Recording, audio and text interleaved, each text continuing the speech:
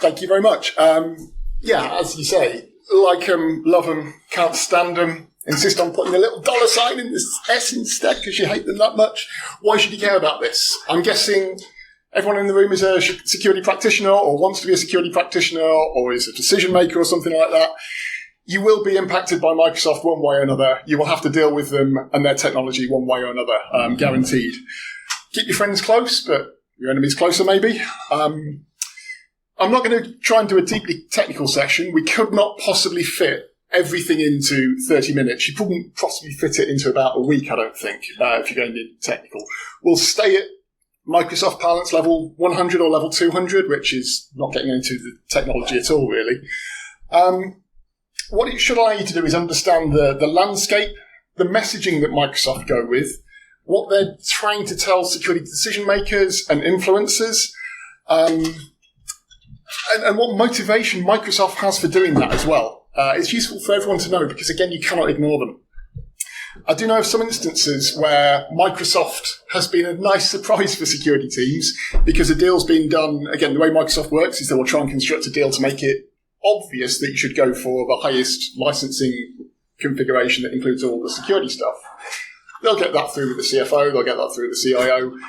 Sometimes the security team doesn't know about it and until they're told to rip out competitors and replace with Microsoft, and that can sometimes not be a terribly happy thing to find. As I said, my name's Nick. I worked for Microsoft for 10 years, 5 years in competitive sales and 5 years in go-to-market for security. I don't work for them now. I am not speaking on behalf of Microsoft. I am not authorized by Microsoft to tell you any of this. All of the stuff that I tell you will be public domain. The majority of it will be coming from something called the Microsoft Cybersecurity Reference Architecture. If you take one thing away from this as a go-do, go and find that. You can find it at aka.ms/MCRA. It is a fantastic resource. I am barely scratching the surface of it here. I now work for a company called Bridewell. I'm their Microsoft Alliance Manager. You could say I am poacher turned gamekeeper or gamekeeper turned poacher. I don't mind which way it is. Bridewell, with security services firm. You might want to know more as a result of this. You might want to know less and think, I still don't like Microsoft and don't want to deal with them. As I say, MCRA is the place to go and find that. I'll make sure you've got links to all of that. First of all, I just wanted to set some context as to where Microsoft has been on their security journey. When I first started out doing this journey in 2016, which was when I was responsible for the go-to-market for Microsoft Security, it's fair to say that sometimes if you mention Microsoft and security in the same sentence, you'd get a smirk, a raised eyebrow. Really? Are you serious? From 2016, they are now going to be the world's largest security vendor by volume and by revenue. They are committed to growing the share of that, and they're also committed to putting multiple billions into R&D every year. They made that commitment to the President of the United States. But let's look to see where this has come from.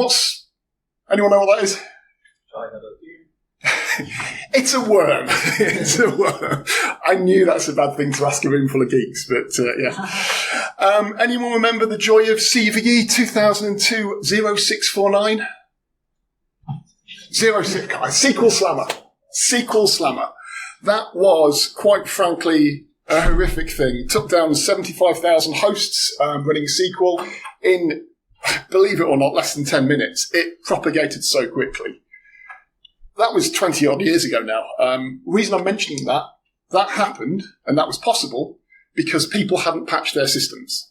So 23 years ago, loads of things fell over, people hadn't patched their systems. A patch had been available for over 6 months. Even Microsoft got popped by this as well. The point I'm making is, for a long time, people have put the responsibility for patching and security and everything on the end user. That's starting to change with regulation coming in there's certainly executive orders around that. There's regulations coming in from the EU. There's trying to shift that responsibility for security onto the right people to deliver it, which is the vendors such as Microsoft.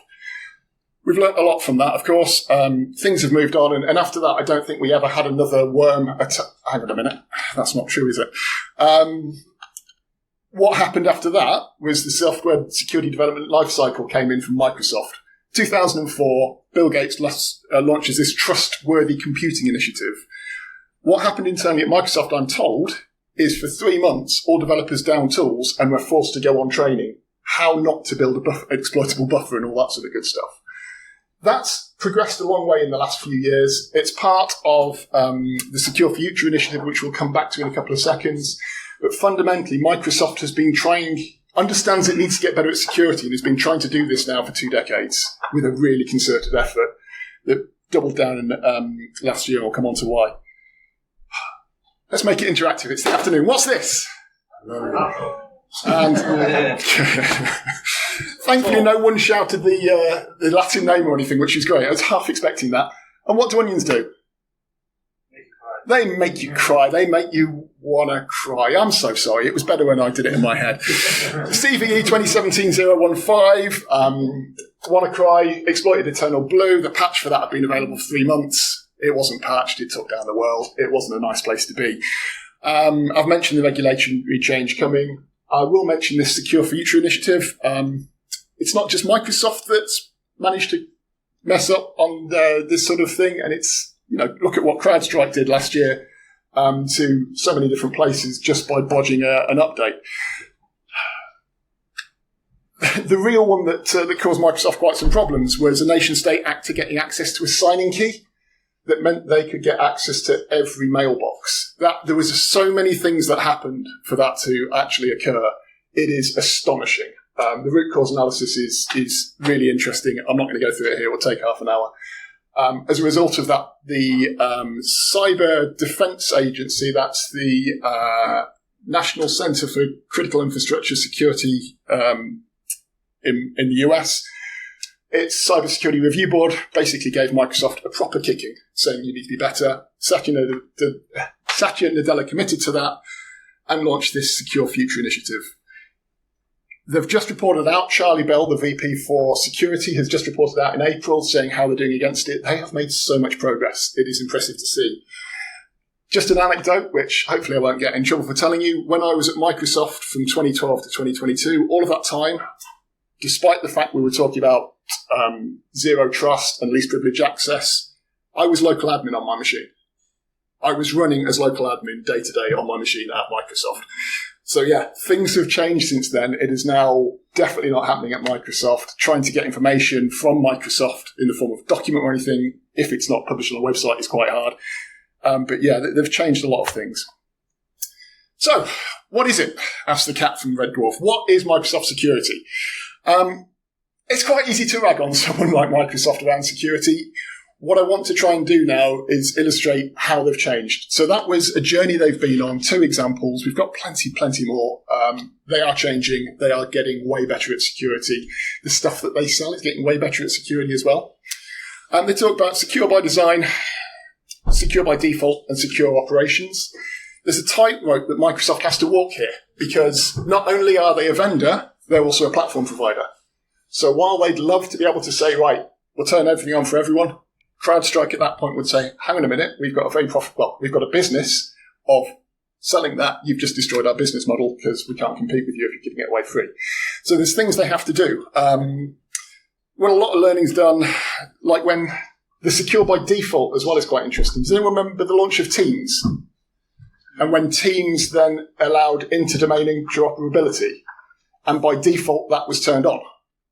That caused quite some comment from certain parts of the UK saying, you can't do things like that.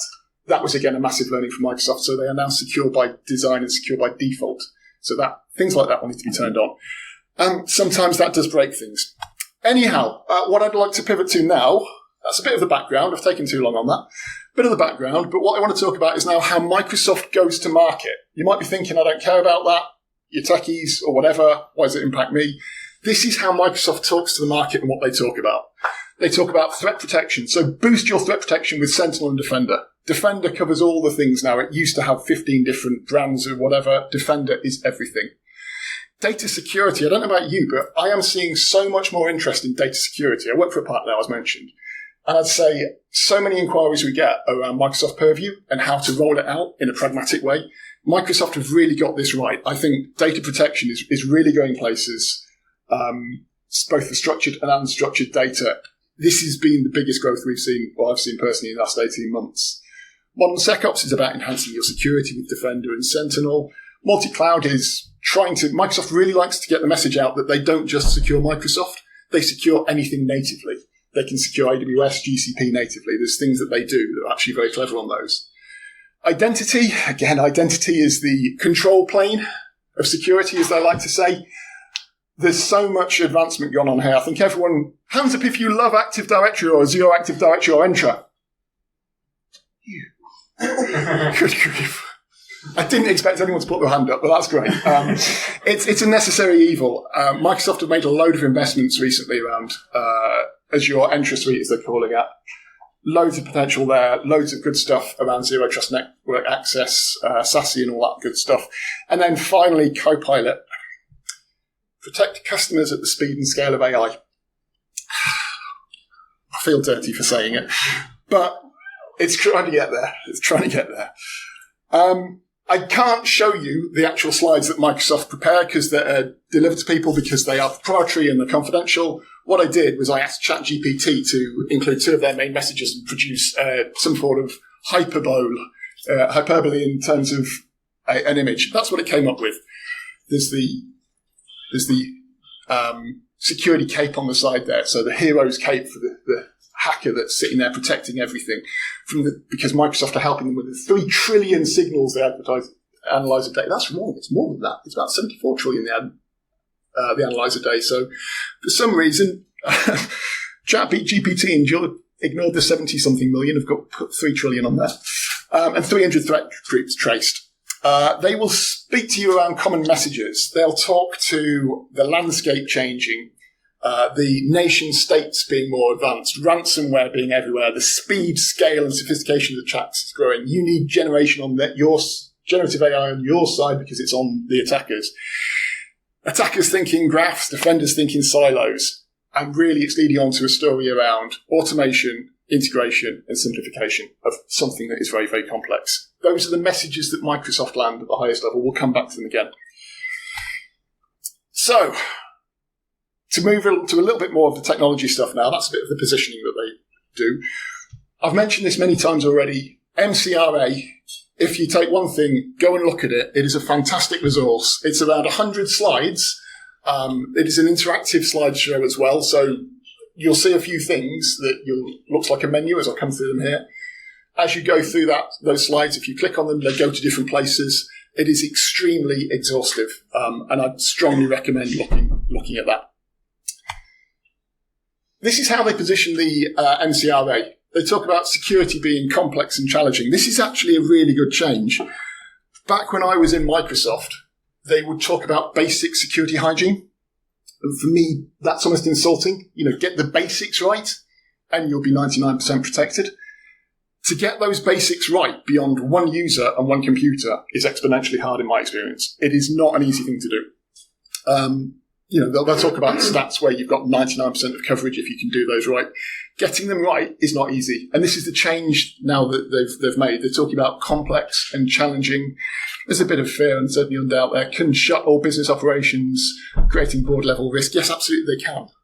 They talk about attackers having lots of options. Sometimes defenders thinking silos is one thing they like to talk about. How you've got a team for your endpoints, you've got a team for this and that and the other, you've got a team for identity.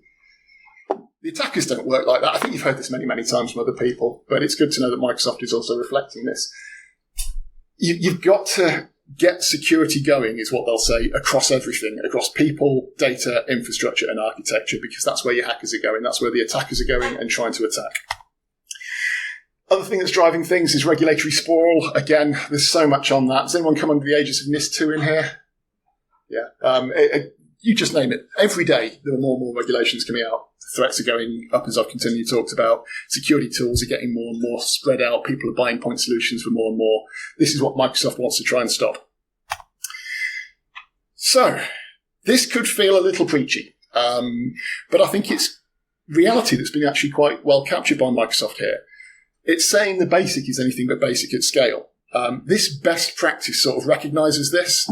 You see up there that it's got things like, the problem is skipping basic maintenance is an anti-pattern. Skipping backups, disaster recovery exercises, and software updates and patching on an asset. Who here has got all their assets fully patched? It's never going to happen. And a few years ago, there was a bit of naivety, I think, or I detected internally to Microsoft a bit of naivety to assume, look, we've released a patch. It'll be everywhere. And I remember doing a round table with customers, where it was Chatham House rules.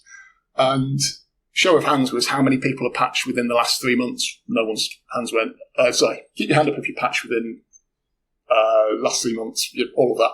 Basically, the last time that someone had patched in that group was 5 years. There was one person that hadn't patched within 5 years. It was, again, there were reasons for it. It was an OT discussion, so you can sort of understand it, but at the same time, it's not easy to get right at scale. And I think the corollary of that, they're saying, look, basic maintenance, software updates and patching, the point 3 on the right-hand side, pragmatic prioritization. So it's understanding the context of every asset. And again, first thing there, asset-centric security. It's understanding the asset, the context of it, and that gives you priority. I really like that Microsoft has made this change and is now starting to talk this way, because this is an evolution of their messaging. Again, I could spend ages on this. I'm going to move on. This is all in the MCRA slide that you'll find. There are also videos of the MCRA delivered by Microsoft themselves, and they do a much better job than I do because they're not trying to rush everything into 30 minutes. This is one of the things that they talk about is zero trust. Again, zero trust, it's hackneyed, but I actually think it's now taking over the world. It's been enshrined into regulation in the US, for example, that federal states and federal agencies must adopt a zero trust strategy. It just means everything's going to go down these lines. If you ask 3 people what zero trust is, you'll get 6 different answers. I can almost guarantee it. I quite like the way Microsoft is talking about it. This sticks with me, and I think it's actually quite easy to remember. They've wrapped this all in business enablement to make sure security is there to serve the business. Security needs to remember that it is there to actually enable the business and not just say no. That's been a change that's been happening for a decade now, but I like the fact they've wrapped this into the zero trust message. They talk about assume breach or assume compromise. So this is about minimizing the attack radius, assume people will get in, and then identify, look to see how you can minimize what they can do once they're in. Second point is verify explicitly. So take everything you can for any request to access and make sure that it's actually still valid. Simple, basic. This actually, when you get into the details of this talks about using as many signals as you can to verify whether someone should get in.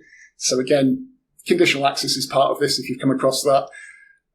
I like that as a principle. It's simple to explain. And then finally, least privileged access. Again, let's not ever mention that local admin thing again. But least privileged access, just making people have got the right thing to do, the right job at the right time. And that's all they need. Otherwise, you're starting to expand into, and the blast radius goes out. Okay, I mentioned the MCRA. This is their overview slide of the Microsoft Cybersecurity Reference Architecture. This is why it's difficult to fit this into half an hour. You have got those 9 different areas on there. Each one has quite a lot of depth behind it. Whether you want to look at DevSecOps, for example, zero trusted active access, so securing the network edge and the service edge, whether you want to look at SecOps or OT, and Microsoft has done great things on OT in the last 18 months as well since I've left. It's been really interesting to see how that's developed.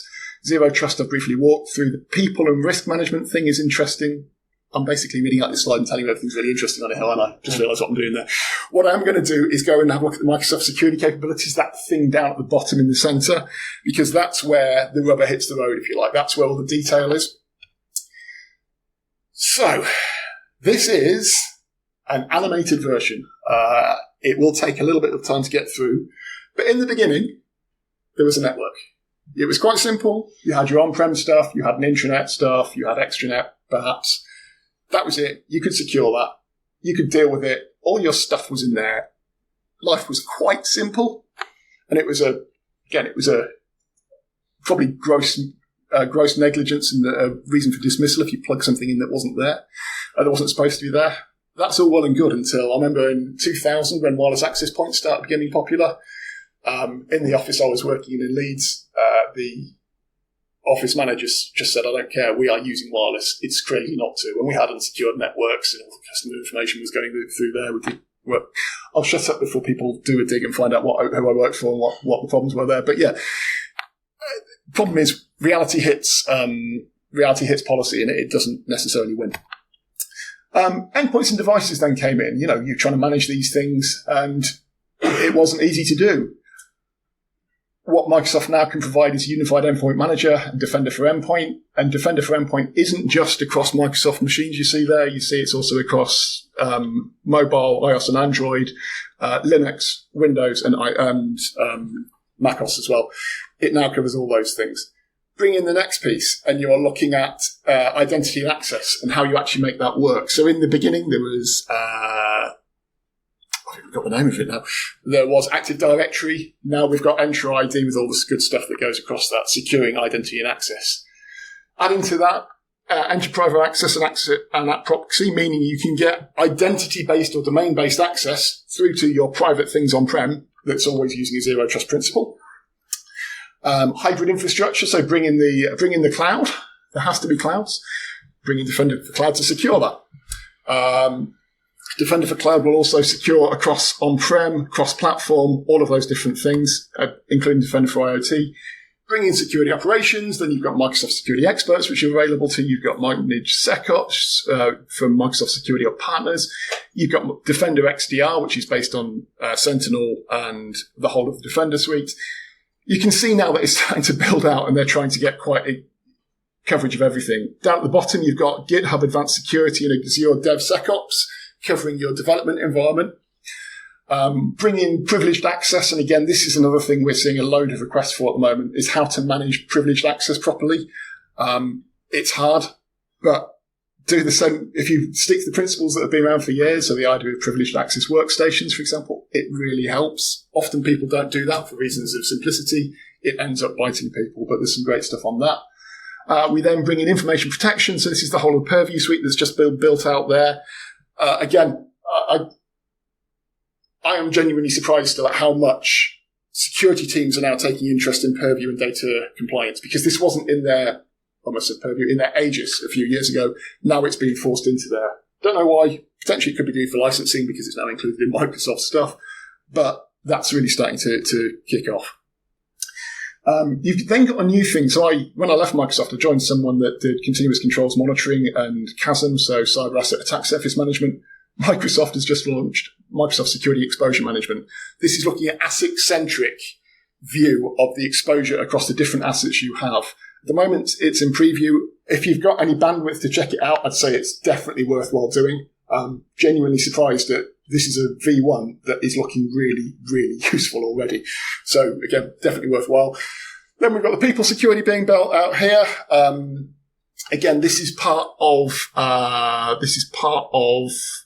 information protection, from me correctly. Glasses can't work, the screen's too small now. And then finally, all the things at the bottom: threat intelligence, service trust portal, secure development, and then security copilot. We couldn't have a slide without security copilot, could we? That is the whole of the Microsoft cybersecurity reference architecture.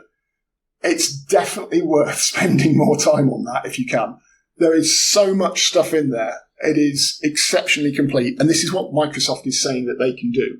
So when Microsoft is talking to your leaders, this is the stuff that they're saying that Microsoft can deliver for you with good value.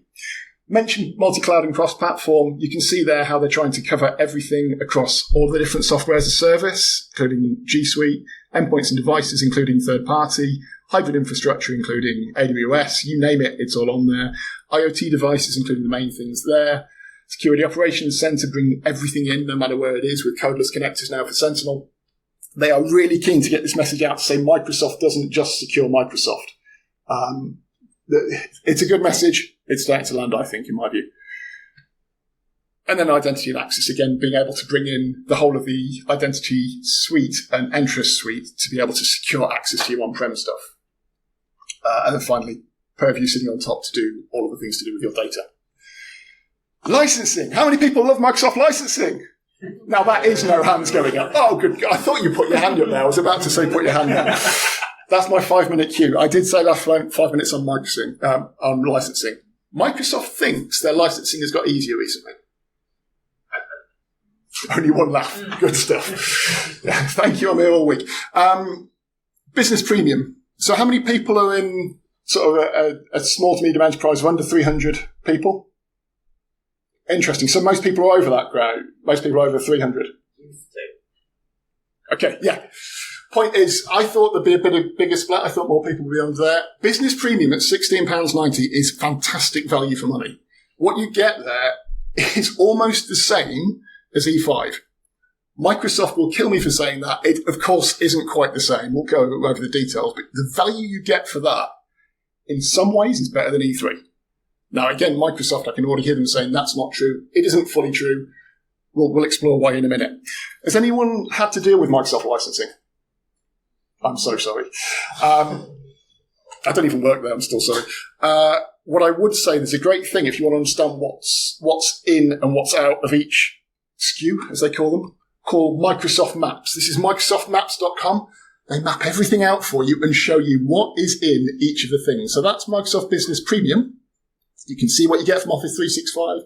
You can see what you get from EMS. You can see what you get from Windows. On the right-hand side, that's what you get from Defender, Windows Defender, or Defender for Business Premium, I think it's actually called. There's a few things I've highlighted there that are arguably better than what you get with E3, the enterprise version. It is phenomenal value for money. Again, not going to drain that. Then this is E3 versus E5. The top, you've got E3, and then you've got two ways to step up through either compliance or E5 security add-on. E5 full user subscription license gets you all of that. It gets you all of the things. Microsoft365maps.com. This is fully interactive and fully clickable. Fully recommend you go and have a look at that as well. But yeah, that's what you get with E5. One thing I will mention for you is when Microsoft is selling this to an enterprise, so if they've got 500 seats or more, they will come up with an offer called a ramp offer. I think this is fair to talk about.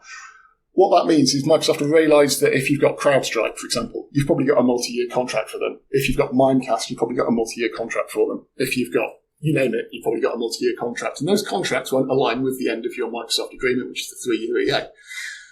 So Microsoft will offer you discounts and discount the effective value of Defender for Endpoint for a couple of years. They'll discount something for 1 year, something for 2 years.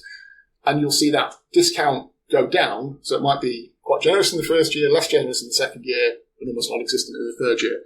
This is why you'll get people from procurement saying, we can have E3 for the same price as E5. E5 for the same price as E3. And that's where the conversations start to come in. And that's where the security teams need to be saying, hang on a minute, if we're doing that, you need to be telling us, we need to get training, we need to do this, that, and the other. We need to have a plan for this. So again, take one thing away, bear in mind that might be forced on you. I realise I'm very, very close to time here. I've got one thing left to say, which is loads of resources. There is so much good stuff from Microsoft. It is, of course, Microsoft-centric. They have now pivoted, and they will now tell how you can secure GCP and AWS and all the other stuff as well. You can find all of this on aka.ms/SAF, the Security Adoption Framework.